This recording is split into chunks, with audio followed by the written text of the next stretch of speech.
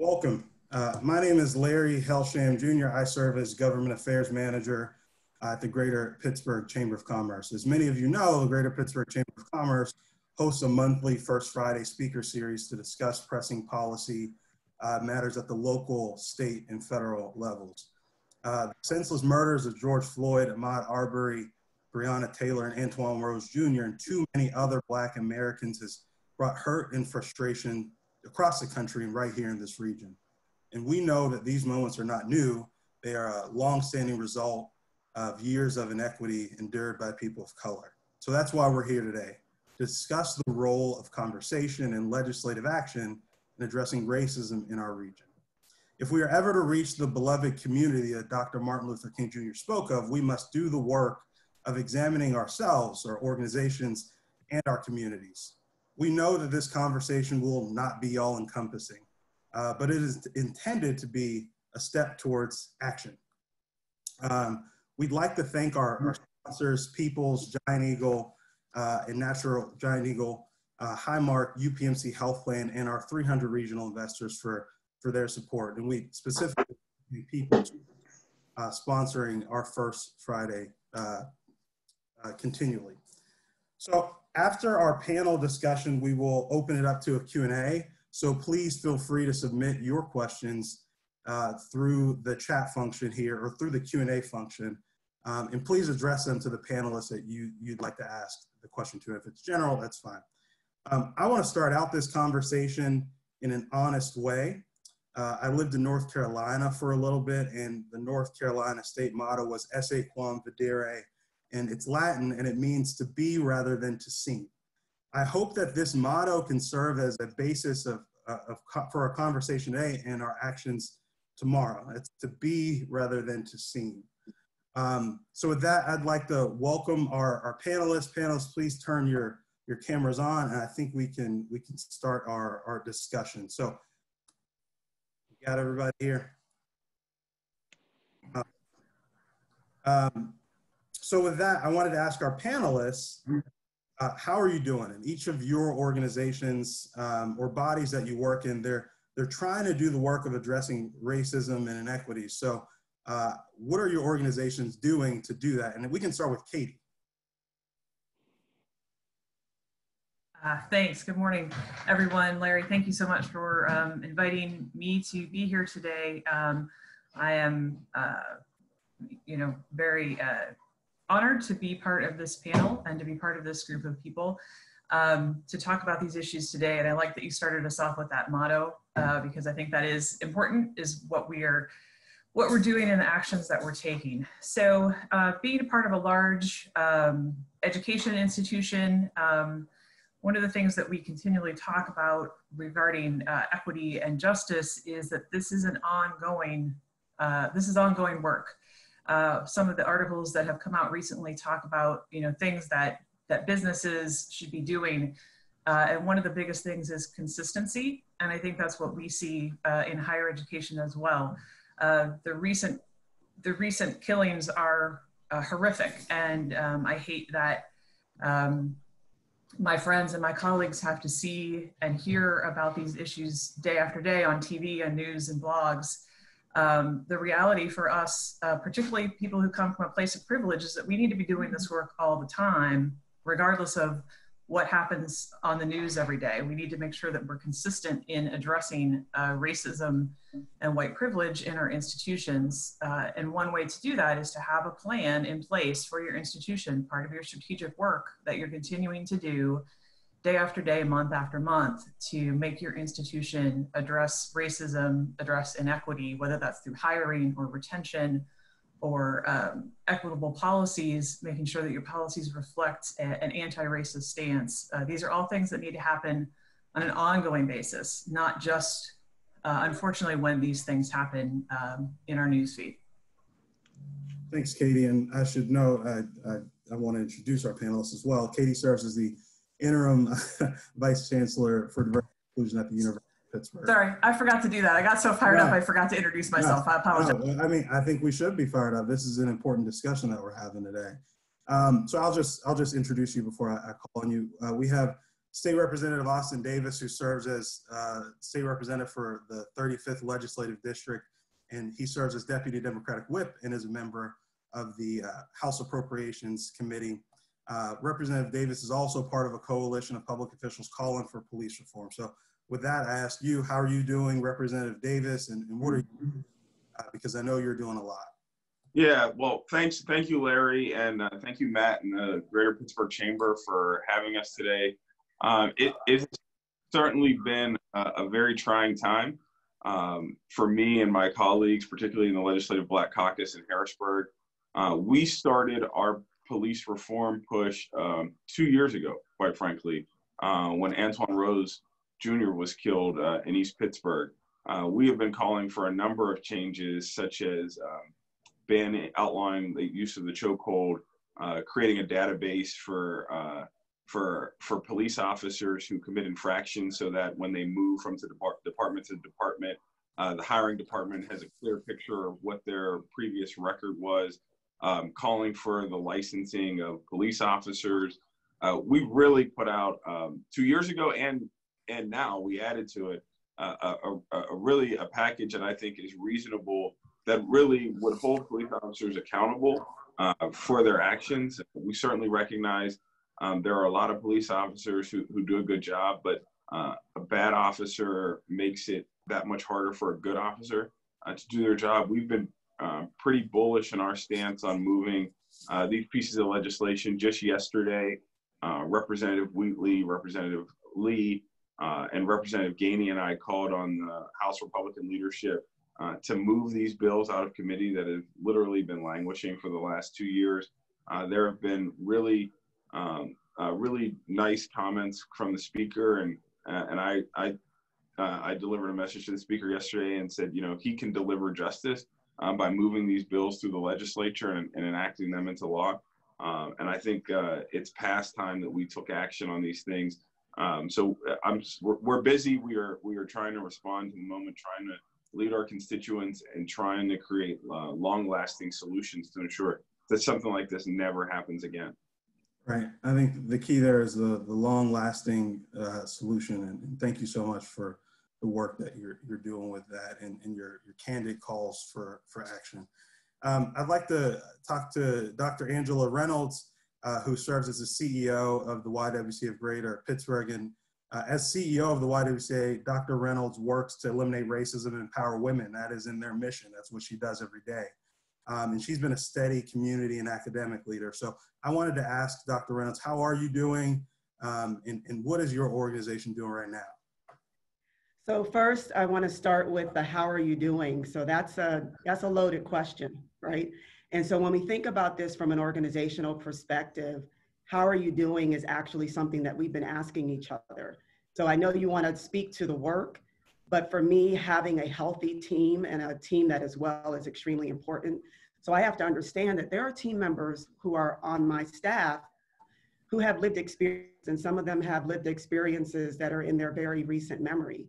So coming up upon these issues and saying as a YWCA that we're going to be a leader in not only eliminating racism and reducing racial disparities, but that we're going to take deliberate action means that I need to respect and honor how they are. So we've even had team meetings where it's been, this is a safe space to just tell me, how are you doing, right? And being able to allow people some time to reflect on what's happening and also to get to that place of wellness. So first of all, thanks for asking that question. I know I didn't answer it from a personal perspective because— No, you answered it in an honest way, and I think that's important, right? I'm operating on fumes. I'm barely sleeping here, right? Because this is very real to me and very near and dear to my heart. In terms of the what, so we have a conversation that's happening this afternoon at 12. And so we have pulled panelists together, and we are looking at what we call action conversations. This is our inaugural one. These will be racial justice conversations, and that are taking it a step further and saying, what are some concrete, deliberate steps that we can put in place, working together collectively to actually move the needle and affect change. So I really am very happy to hear Representative Davis and his remarks, because another thing that we're doing is we're convening across the state. So I have sister YWCA organizations across Pennsylvania, and we You know, we put out a call and said we could talk about this at a local level, but this is not just a local problem, right? And so we can talk about local solutions, but what happens when you go into the next municipality or into the next county? And so we're also working with our USA, YWCA as well, to look at what are those concrete changes that will take place. And then the third thing, and I'll end there and yield to the other panelists, is that we're looking at our Center for Race and Gender Equity as directing and leading a lot of our efforts here and making sure that we're working collaboratively with organizations that are on the front lines that are have been in this fight as we have. But we're also doing an internal check, and we're saying, have we integrated this racial justice lens into everything that we do? Everything. So that's looking at how we're doing our own administration. It's looking at our programming and making sure that we're being deliberate in our actions and in our responses. Thank you, Angela, for sharing that and for all the work that you're doing. Our next panelist we have is Sabrina Saunders Mosby, who serves as the President and Chief Executive Officer of Vibrant Pittsburgh. And Sabrina has a broad array of experience in executive leadership and also experience in government at the local and federal levels.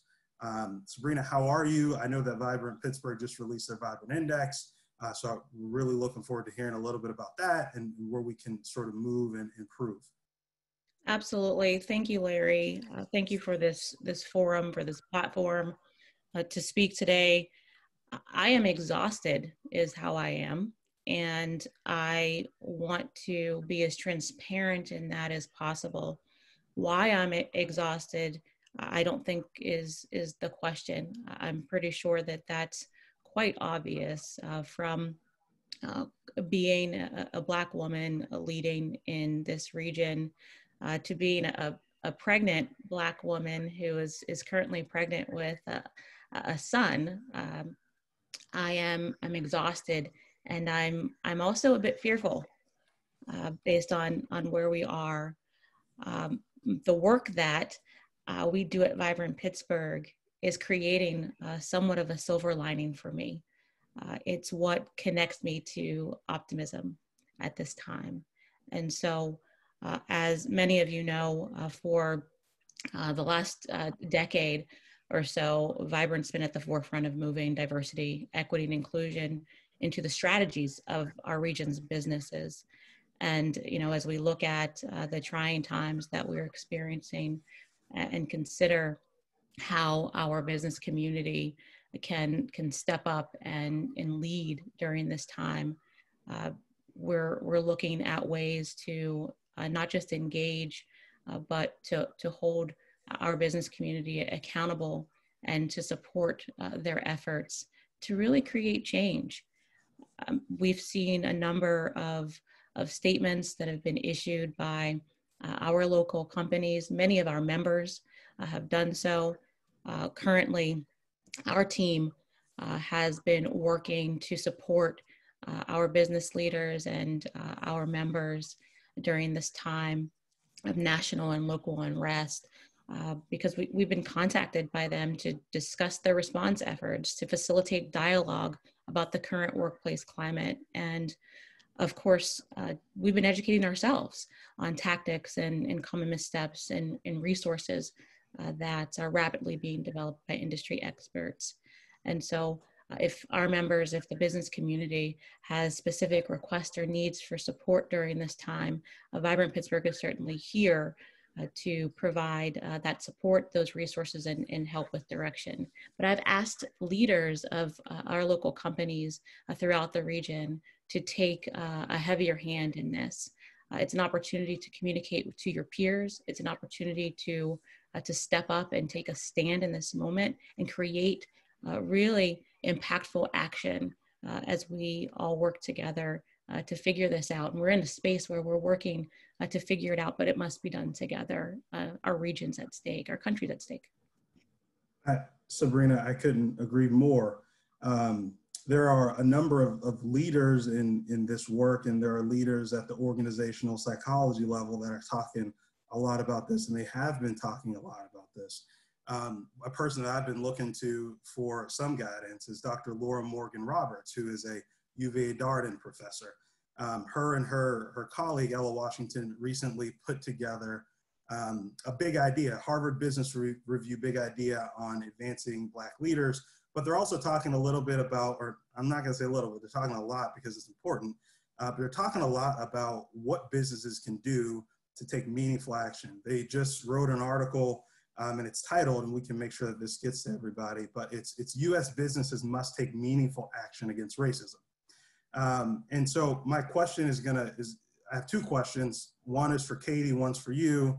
Katie, Dr. Roberts talks about this, and the article notes some of the missteps that organizations should avoid making. And it discusses how sometimes the default response is to not directly discuss these incidents, and they may, like organizations may keep silent, become overly defensive and overgeneralize, right? So what advice do you have to make it easier for organizations to avoid some of the missteps that Dr. Morgan Roberts talks about, and encourage some of the courageous conversation that we are talking about today, which ultimately is going to lead to transformational change? Right. Thank you. And it was, I appreciated hearing everybody's opening comments. I would actually go to what Dr. Reynolds said in her opening comments. Part of the way to avoid some of these missteps is to make sure that whoever you are as the leader of your organization, you are checking in with your team. You don't know the lived experiences of the people that you work with every day, in most cases. So in these times of trauma, one of the most important first steps is to say to people, and I know there's been a lot of discussion about, don't just say, how are you? But, are you okay? The answer is probably no. People are not okay. But be prepared to have an uncomfortable, potentially, or a conversation that you may not be ready for if you aren't used to truly asking the question, are you okay? And if you're not, how can my office, my business, your team, how can we support you in this? So I think that's part of it. I think that's part of a big step and a big misstep in terms of silence. It's not just broadcast silence to your customers or your clients. It's also silence internal to the organization if you aren't asking your team of people that you work with every day how they're doing. And I want to add a little bit to that, because in the article, it's U.S. businesses must take meaningful action against racism. The doctor talks about how these types of conversations can contribute to employees feeling psychologically safe at work, right? And so I think that's so important too. I want to ask Representative Davis a question. You mentioned the bills. What do you see as it's going to take to get these bills across the finish line? And what do you see as the business community's role in making sure that some of these make it across the desk of the governor? I think it's going to just take leadership from the majority party. I think, or really both sides of the aisle, to say that there are systemic issues that are plaguing policing in this Commonwealth and in this country, and those issues are structural, that we can change. One of those things is changing the use of force policy, to changing the use of force policy to make it. Right now it says effectuating an arrest is a reason to use force. We could change that and remove that and say that is not a reason to use force. We can make databases better so it's more transparent for hiring departments. The reality is, I think folks in the legislature have to want to have an honest conversation and recognize that this is an issue plaguing many Pennsylvanians, and that we as leaders are elected to lead and to take responsibility to correct those issues if we can. And so we've introduced bills that have been sitting in committee for 2 years that haven't so much as even gotten a hearing to begin the discussion on how we can change things. And I think the reality is, like anything in the legislature, I think everybody's open to compromise and to change, but I think the first step is recognizing that there's a problem that needs to be dealt with. And I am every day I'm a little less hopeful that the majority party will take action on this, but we are certainly going to continue to keep pushing and elevate our voices to make sure that they know this is a priority. particularly for members of color, but for the Democratic caucus as a whole. Thanks for sharing that. And I think that you make good points about how we move forward. I've been reading a little bit through quarantine. One of the authors that I've sort of taken a liking to is, as I'm trying to improve my habits, is James Clear. He wrote a book, it's Atomic Habits. If we think about racism as a habit, I think it applies pretty much to a lot of what we're talking about. But James Clear talks about how in many ways, sometimes we're trying to improve our habits. We make the mistake of believing that we're in motion, right? So we take a very small step and we believe that that's going to do it.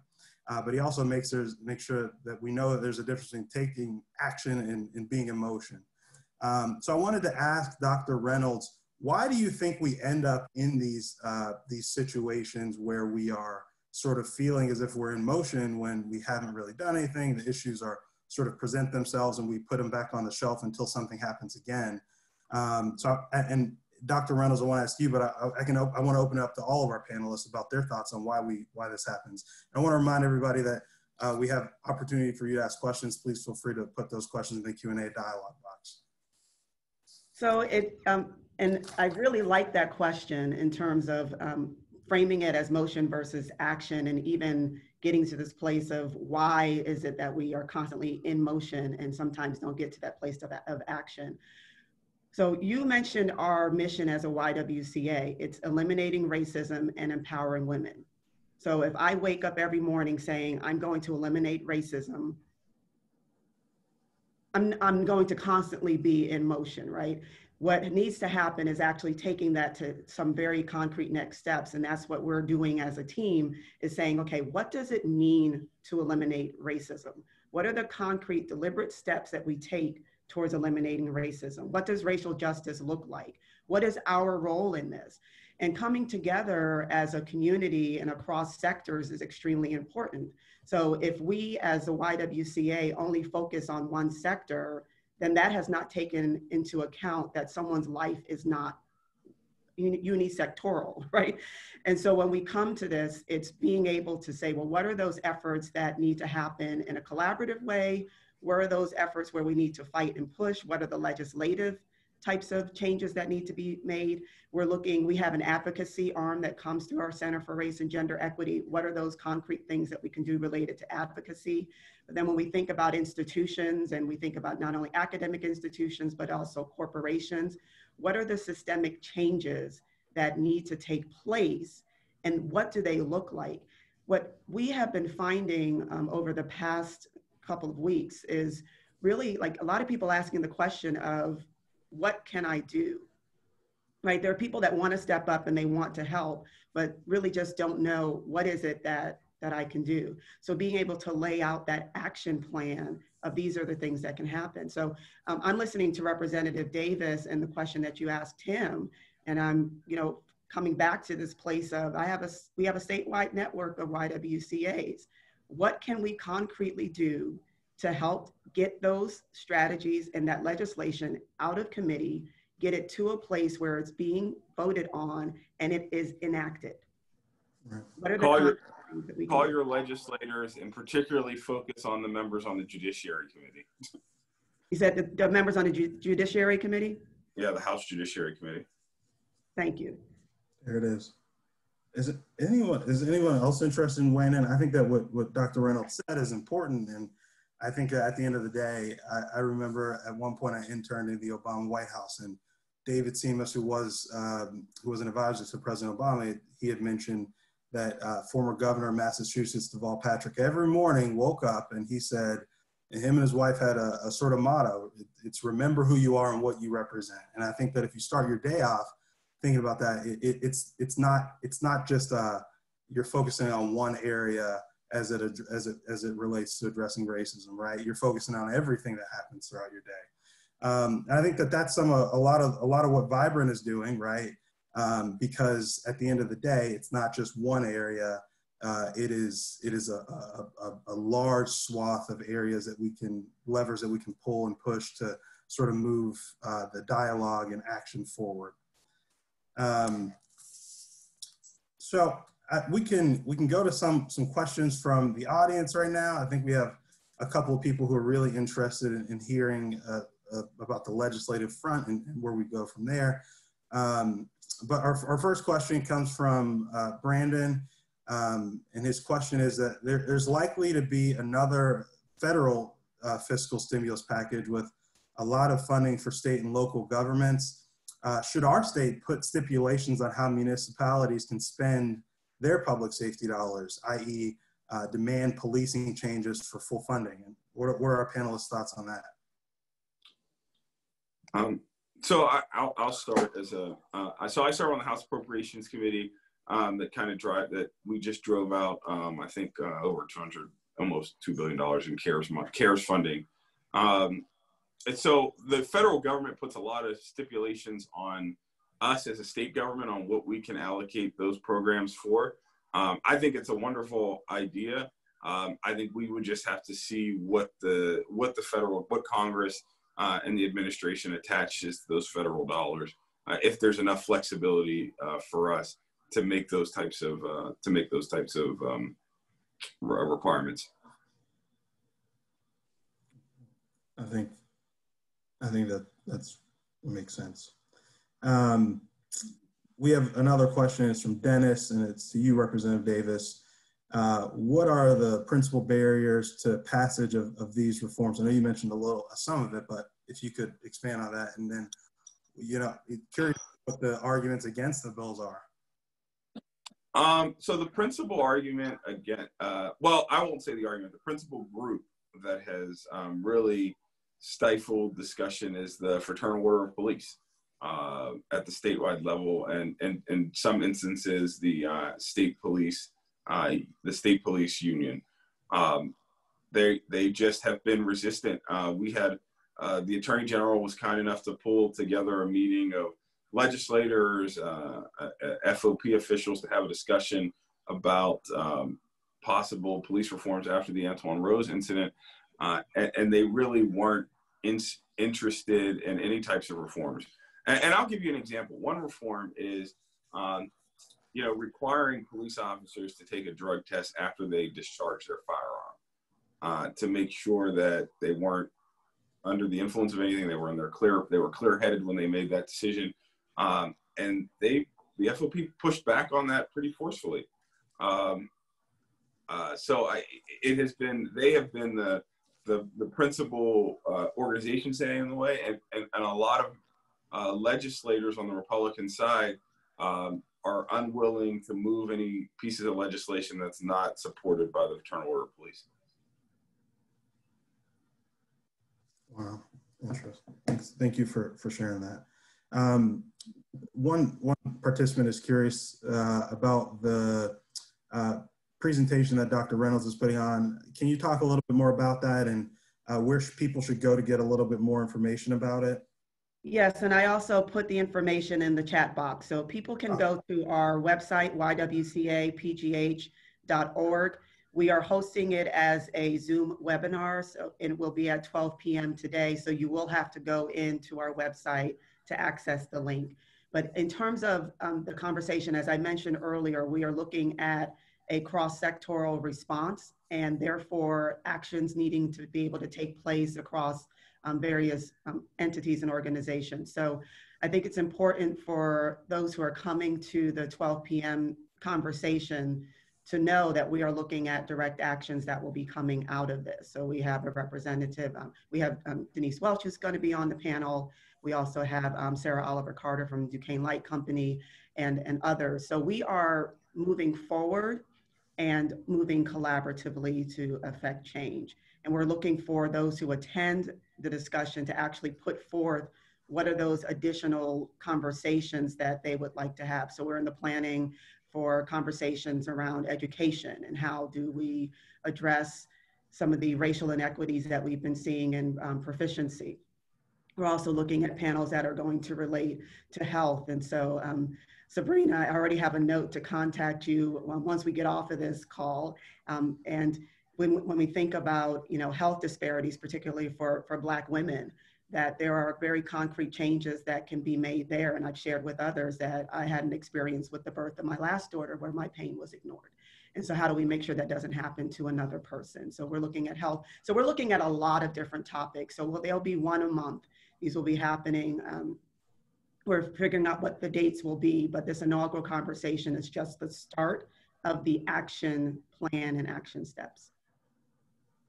So just to piggyback off that, I think it's great what Dr. Reynolds is doing, because it really is it's such a broad, more encompassing issue than just police brutality. I mean, systemic racism and the remnants of slavery in this country are ingrained in every one of our systems, from our healthcare system to our economy, to our companies. And I think we have to be very intentional as elected officials, as business leaders, that we are changing our corporate structure to make sure it's reflective and gives everybody an opportunity to succeed.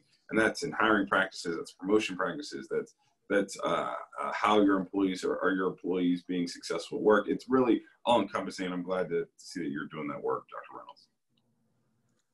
Thanks, Representative, and thanks, Dr. Reynolds. I think I have a question for Sabrina. The Vibrant Index was just released, and could you talk a little bit about that and what you believe are the biggest recommendations from the report? Absolutely, Larry. I do want to dive in a little bit about the index, but I think it's important just to echo the sentiments of Angela and Representative Davis as we think about how we move forward. There's clearly no one way to solve for the magnitude of issues that we are facing. The response will certainly need to be individualized, and it will need to fit each organization and community.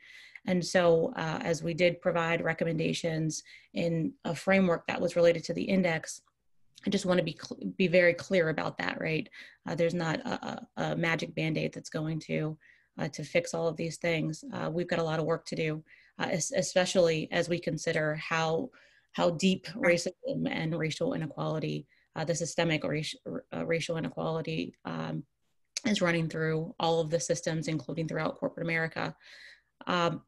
You referenced the work of Dr. Roberts, and I just want to underscore the importance of how that information was summarized and highlighted the thoughts and feelings of many Black leaders and diversity and inclusion practitioners. Our companies, essentially, you need to start by educating yourselves, your family and your peers. This is personal, and it needs to be personal, not just for the Black community, but for all of us. And we're seeing more individuals and entities step up vocally. We want to see a visual representation and action behind it, as Angela mentioned. Get comfortable with being uncomfortable. You hear that a lot, but that's an action that is going to be required in order to move forward, and of course to show empathy, care, and concern. I am specifically asking our leaders to elevate the voices of your Black employees, your colleagues, and your peers, and really to just ask yourself a simple question: what is it that we're doing to make a change in our company and affect our employees? Is it working, and how do we know? And if it's not, then who or what do we need to happen to affect change that's going to create an inclusive culture? As you mentioned, this week we released the Vibrant Index summary in a public report to the region. It's a diagnostic that evaluated 50 local participating companies in 9 different impact areas, specifically identifying areas of responsibility, equity, diversity, inclusion, strengths, and opportunities for change. That full report is available on our website right now at vibrantpittsburgh.org/Vibrant Index, and you can read it and go through our core recommendations and the data behind it. But essentially, first and foremost, our key leaders and organizations must be engaged. I cannot really underscore that enough. Leadership at the top is imperative to move these strategies forward. And so I think it's important to consider that and to know that we're asking for an investment of more than just words, but a true commitment to this work. And diversity and inclusion is not a project or just an initiative. I want us to be clear that in the Pittsburgh region, this is a way of doing business. This is the way that we do business here in Pittsburgh. And until we are all on the same page, our region is not going to move forward because individuals will be left behind. One investment that you can make immediately is in our women and minority-owned businesses through diversity supplying. It's one space that we saw on the index that certainly has been underutilized, and we want to elevate those companies and those businesses, especially during this time as we are seeing the experience of business through the pandemic and the financial constraints that many are under. So utilize them and embed diversity into the systems and strategies of training in your HR and hiring systems. It's important. Now is certainly the time to invest in D&I strategies, not to put it on the back burner. We cannot move backward. We must move forward and make critical investments. It's an opportunity, essentially, in this moment for you to really live your values. I think it's important to underline your very simple and thoughtful question of, is it working, and how do we know, right? Because I think that's always it's key in making sure that it's effective, right? So thank you for talking through that. We have a couple of more questions. I do want to remind everybody that you can submit your questions in the Q&A dialogue box. As this one is for Representative Davis, and I think for everybody on the panel, but as we move forward to sort of address the public policy that can combat systemic racism, and the Chamber believes that is vital, what do you believe are the most important policy levers that we can start to pull, right? I think all of these are important, but what are the things that we should start to pull at this point? Is it housing, education, access to health care, and access to capital? And I think that the business community has to put a consistent shoulder behind these policy changes, or it won't be as effective. Right. I think in addition to the police reform stuff that we talked about earlier, I think education policy is critically important. I think in the Pittsburgh region, I think leaders often get caught up in talking about Pittsburgh public schools only. And the reality is there are a number of other school districts that are, quite frankly, struggling about the same, or if not worse, than Pittsburgh public schools, and they often don't get the attention I think that they quite rightly deserve. If you look at the inequities that exist between the Clairton School District and West Jefferson Hills, which are literally right next to each other, it is stark. Public Source, I think, did an article on it a couple months ago, and the poverty rates in McKeesport, Duquesne, and Clairton, 50% of the kids live in poverty. And I don't think that's an issue that, quite frankly, gets a lot of attention or the attention that it deserves. But I think education, access to resources, healthcare is certainly an issue. We are blessed to have large healthcare institutions in our region, but there are still a number of folks that continue to struggle with access, and we saw that play out with COVID-19 and the access to testing and where the testing locations were located and who had access to them and who didn't. But I think education is probably, I think, the biggest issue that I think leaders in the chamber could lean into. But I think it's about being consistent in the long term, right? Businesses have very loud voices. And a good example of that is how successful the Greater Pittsburgh Chamber has been, and the Pennsylvania Chamber, on enacting criminal justice reform legislation at the Capitol. We've seen some success over the last couple of years. So I think if you used your resources to elevate the conversation And that way, among Democrats and Republicans, you would have a lot of success in Pennsylvania. And Larry, if I can chime in while we're on the conversation of legislative actions that can be taken, I also want to note that it's important for us to continue to talk about voting and making sure that people's voices are counted, that people have access to voting, and that when they do have access, that their vote is counted.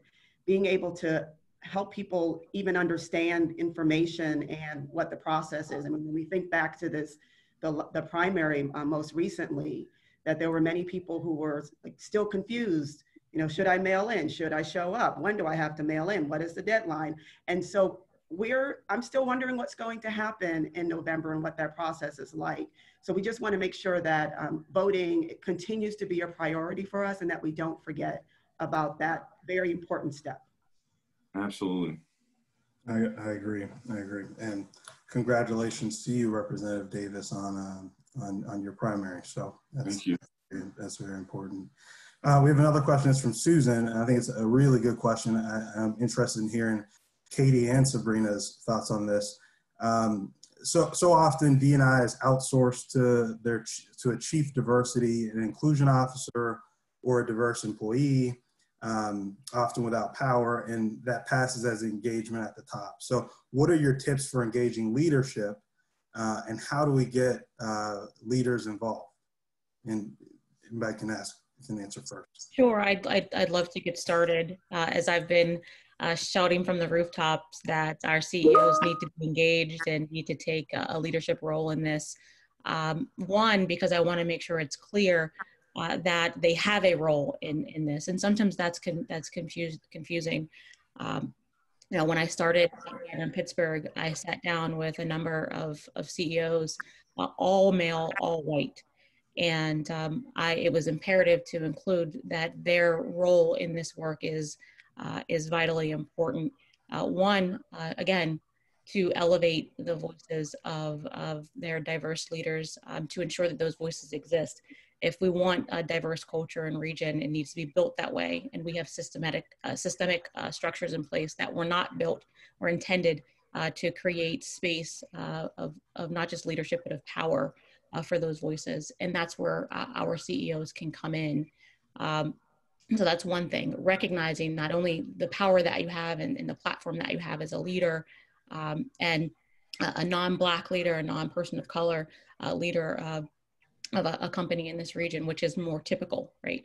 And taking that role, not just very seriously, but with strength. Involving your peers. We have a few really strong CEOs in this region that will pound the pavement with me and with others to try and advance our diversity and inclusion efforts in this region. But that's not enough.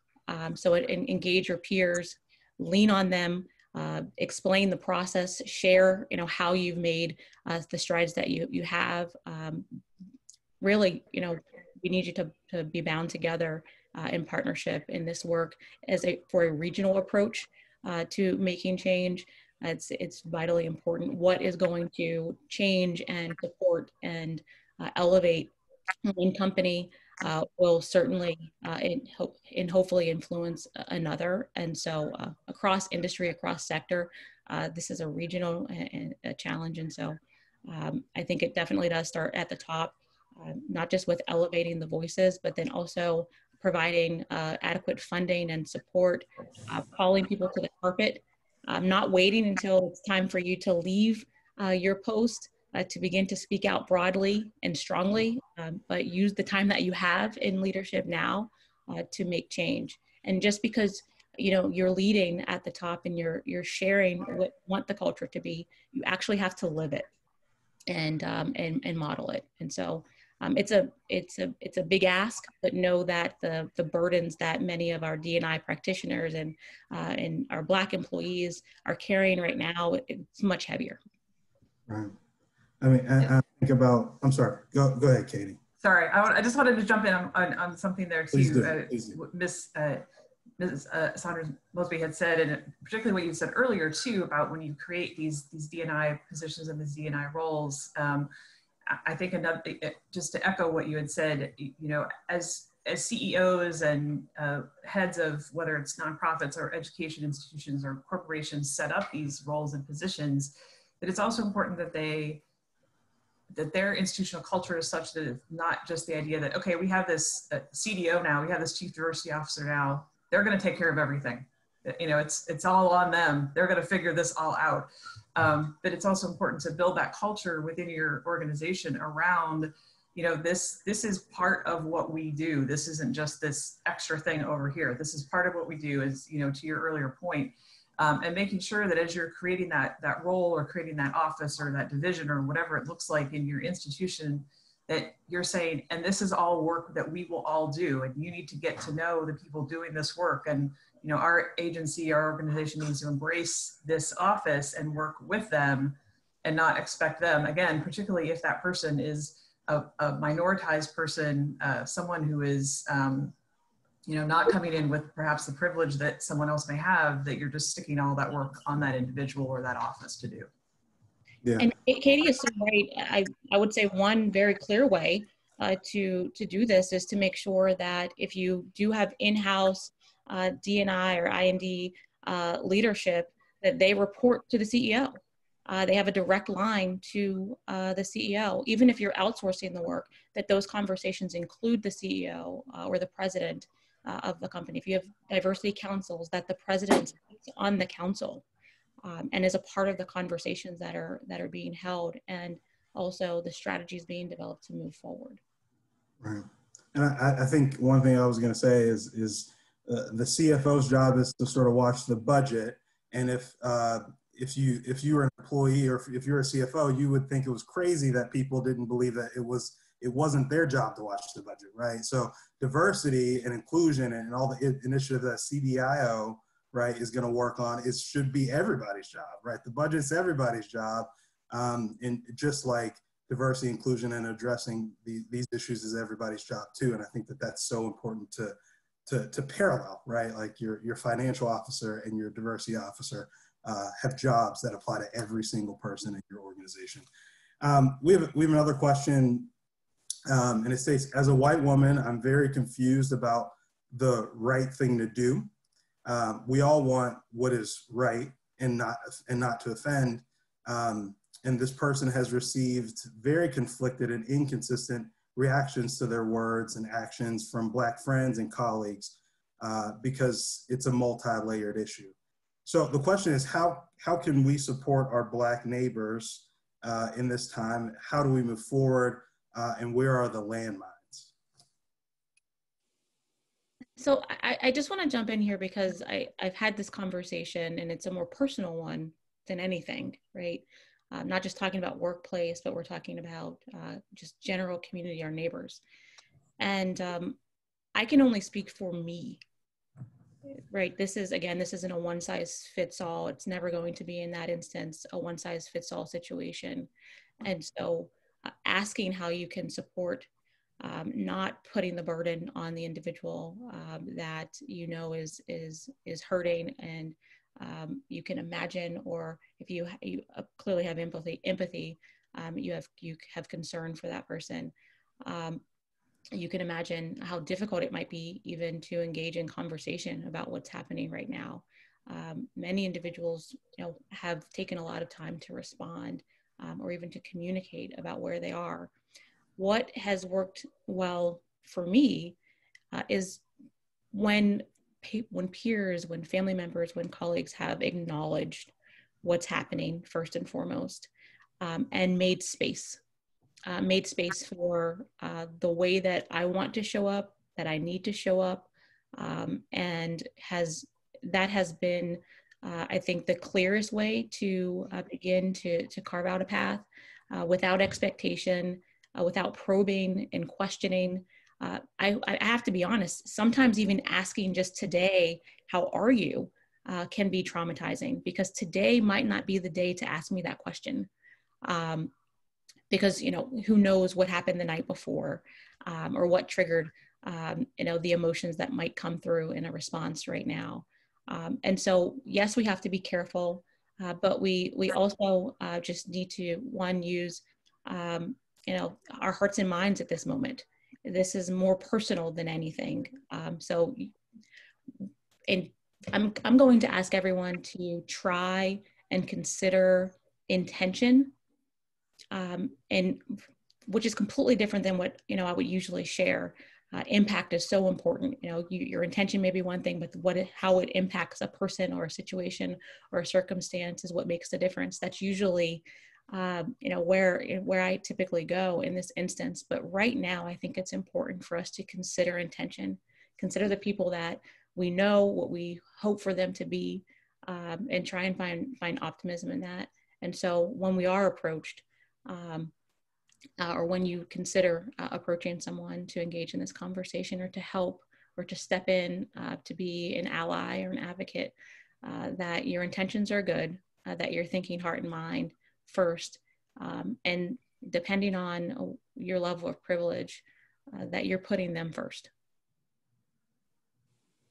Thank you, Sabrina. And I'd also like to respond to a portion of the question that talks about the conflicting responses. And maybe it's not a conflicting response, maybe it's just a different response. And the reason I frame it that way is because I'm a Black woman, but it doesn't mean that all Black women will respond in the same way. Not all Black people will respond in the same way. We are still individuals, and where we're coming in our perspectives and what we need at the moment may also differ. And so being able to understand that there's even diversity within race, and sometimes when we have that label, it has people think that there has to be like this unified approach and this unified strategy. But they're a very diverse population. And being able to understand that even with this, when we talk about these responses, it's also not the burden of the Black person alone to address, that Black and white can come together. So I shared an experience on a panel I was on last night. And that experience was when I bought my house in 2004, and I love my neighborhood. It's a city of Pittsburgh neighborhood, and I bought it. I bought it because it's a racially diverse neighborhood. I was looking for one, and I found one. And my neighbor 2 doors down from me came up to me to make it very clear to me that she was putting her house on the market, and it was because I had moved in. So she did, and she sold her house. And I, wondered at that time, did I just tip my neighborhood? But I also wondered at that time, how are other whites in my neighborhood perceiving the fact that I just moved in with my children? There were other whites who came up to me who knew exactly what had happened, who wanted to welcome me and to show their support. That's what I needed at that moment. And they understood it. And so to come to this place of realizing that, again, when you're reacting and responding and talking with people, you don't know what their lived experience is. Many people don't know that experience that I went through in 2004. And so just really being able to have that time to just take a step back and understand that you might be venturing into a space that has a trauma situation associated with it. And I would just add one thing too, I understand what the question is asking, and I would say, reminder that it's not about you as the question asker, it's about the person that you're asking the question of. And so as both of the other panelists have much more eloquently explained, just be prepared for whatever the response is. And the response isn't about you, it's about their experience. And you need to be prepared for that if you're gonna open up and be willing to engage in those important and sometimes uncomfortable conversations, which particularly white people need to be doing. We also need to be prepared to understand that when we ask those questions, the response we get isn't about us, it's about what that person's experience has been.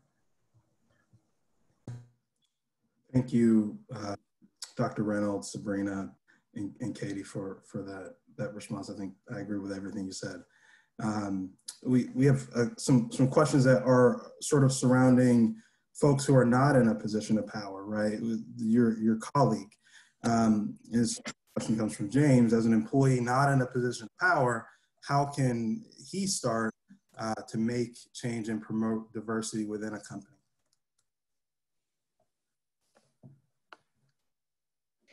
I think it starts with examining your circle. These are all personal approaches. Examining your circle and making yourself visible and vocal about your interest and your concern for change within a company, or to be involved. So when I say examining your circle, how diverse is your friend circle? Is your neighborhood the individuals that you engage with, and are you proactively having conversations with individuals that are different than you? That's where the education piece starts, to build a framework for really examining your values and what you have to contribute in this space. If there are established organizations within the workplace that you can get involved in, show up and be involved. You can be a supporter and an advocate and an ally for individuals and organizations that are different than you. And so don't let that stop you from being engaged. And ask the questions using the power of inquiry, right? Again, what are we doing? And is it working? And how do we know that it's working? Of your supervisor, of your colleagues. This can be an opportunity for individuals at every level. During the Vibrant Index release, I did say that I essentially was calling on leaders at every level. And that means from every corner of the office or the firm or the manufacturing company, the store. Everyone has leadership ability within their role. The power dynamic might be quite different, but essentially, the more educated you are, the more well-rounded your perspective is, the more open-minded you can be, the better you can approach making change within the spaces that you occupy at work and at home. Thank you, Sabrina. We have a couple more minutes, and so I want to get to maybe two more questions, hopefully. A question around the census, right? The census is coming up. This is going to be for Representative Davis and Dr. Reynolds. You both spoke on voting. The census is underway, and legislative reapportionment is on the corner on that. So, and there's arguably no single more consequential thing that will impact representation over the next decade. So I've been a part of the Complete Count Committee, and the Allegheny Conference is a part of the Complete Count Committee of Allegheny County, which is good. But that question, maybe it wasn't even a question, it was more of a statement, right? I wanted to tell people that they should get involved and make sure that they are filling out their census if they haven't done it. To the points that Dr. Reynolds and Representative Davis spoke about, voting is important, but also making sure that you have representation and that your district is represented is very important as well. And I don't know if anybody else wants to chime in on the census. Yeah, as somebody whose job is literally tied to census numbers, it's extremely important. One, to have an accurate count of just our population, but what our diversity numbers are. And district lines are apportioned based on census numbers. So the one thing that we know is that in the last few censuses, Allegheny County has lost probably one legislative seat census. 10 years ago, we lost one. And then I think before that, we had lost one or two. And it's really important for us as a region and as a people to ensure that we have strong representation. Right now, we have more diversity among elected officials than we have ever had in the Pittsburgh region. This is the first time there are 4 African-American state legislators. Forever, there were only 2. And I think that those voices are important at the table. Our districts will change based on census numbers, but it also affects the amount of federal funding we get for things like transportation, human services projects. And oftentimes communities that have high rates of poverty often respond less to the census, but in turn need more resources. So I think it's important that companies and citizens encourage their friends, neighbors to participate in the census, send it back. It's very easy And we have seen over the last year or so, there have been people who have tried to discourage people from participating in the census. But it's something that's critical, and I would encourage everybody to do it. And I don't know that necessarily folks realize how important it is to their everyday lives. Representative Davis, I'm sorry, go ahead. Very quickly, I appreciate the comment that was in the Q&A box regarding the census. YWCA is committed to a complete count. What I want to do is take that to the next actionable step in terms of asking people to please promote that within your networks and on your platforms, because you'll know this, Larry, as being part of the Complete Count Census Committee, that we had a plan in place, and then COVID happened, and many of the strategies and ways that we were going to work towards the complete count, we had to completely rethink it and come about it a different way. So it wasn't having people going out door to door anymore, that there were many different strategies. So if you could please, again, working within your networks and helping people to understand why a complete count is so important, and also allaying fears and also addressing misconceptions, because there's a lot of misinformation out there regarding how that information is used. So thank you. Thank you, Dr. Reynolds. This is going to be a very quick question. I know that we're over time now, but we've talked about steps that the business community can take, and Joy brought up this question in our dialogue box. But there are a few minorities and people of color in elected office at the municipal level, as municipal managers or their local councilmen. What do you, Representative Davis, I think this is a good question for you. What do you think we can do to change that? And you talked about a little bit about at the state level, how our delegation is the most diverse, but at the municipal level, what does that look like? You know, I think I would just encourage people to look in the mirror. You know, if you're right. If you look at a lot of communities, there is not enough diversity at the municipal level. There's 132 municipalities in Allegheny County, and I'm sure if I looked at the vast majority of their governing boards or structures, we would not see enough diversity in their representation. So I would encourage people who are involved in their community to seriously consider running for office. And I understand it's not necessarily an easy proposition for a lot of folks. It's not. It's a lot of time. There's a significant work requirement that comes along with it, but it's necessary. It's necessary for folks to do it. And I think one of the things that you can do is, if there is somebody who is diverse that's running in your particular area, is to support that person, is to get involved. One of the hardest things is somebody who runs for office every other year.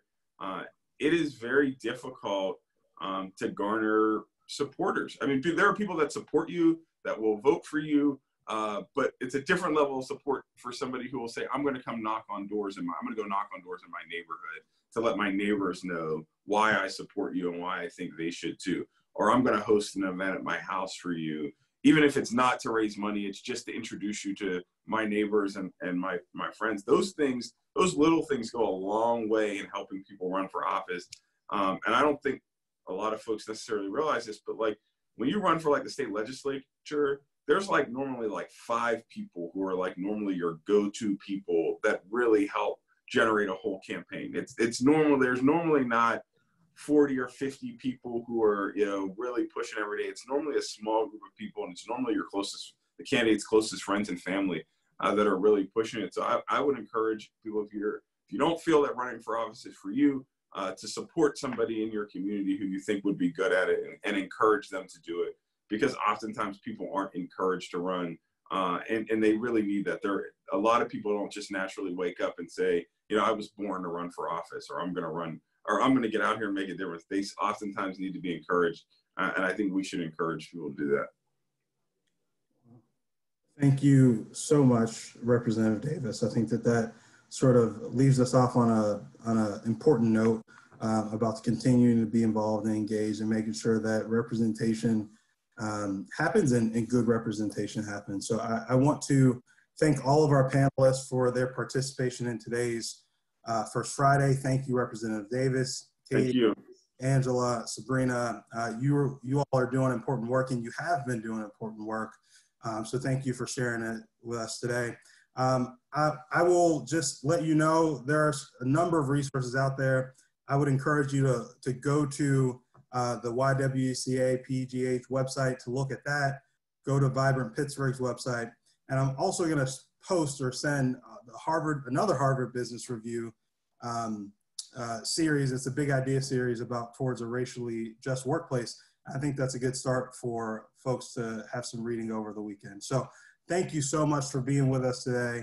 And I look forward to continue this conversation. Just remember that we are trying to be rather than see. So thank you for joining us, and thank you for all your leadership on this front.